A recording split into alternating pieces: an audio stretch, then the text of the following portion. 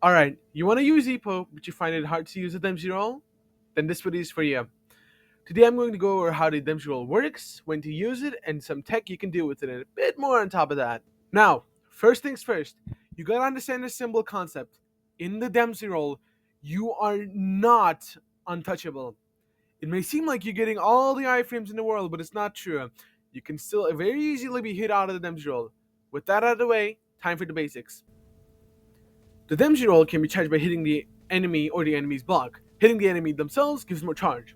Once you fill the bar, you can press R and start rolling. Once you're in the roll animation, you can press R, which I will be calling rolling from now on, to go forward a bit.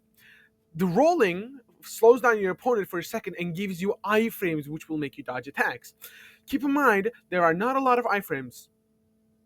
If you have rolled 3 times, you will gain the ability to use the actual attack of the Dempsey roll. These attacks deal insane damage to the enemy's HP and guard. Plus, it comes out super fast, which makes it really easy to dodge. But it's not impossible to dodge it. These attacks can be PD, so be careful. And those are kind of all for the basics. Now on how and when you should use a Dempsey roll. Starting off with how.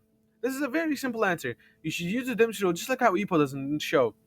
To close gaps, to level the playing field, to defend, to attack, to get a lead, and throw away the enemy's lead. There's a lot of other ways you can use this Dempsey roll, but these are the examples I'm going to give for the sake of saving time for the video.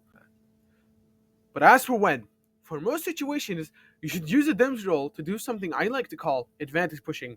The EPO style itself is an advantage pusher in my eyes, and if you don't know what an advantage pusher is what you call a character that pushes or attacks when they have an advantage. So advantage pushing, duh. So, judging by this, you should use the Dempsey roll when you have any type of advantage. Doesn't matter what type, it could be a stamina advantage, a block advantage, or a HP advantage, or a goddamn ultimate advantage. So basically, you should use the Dempsey roll to open the wound that you've created on your enemy. Now, we have answered the questions when and how. On to the tech.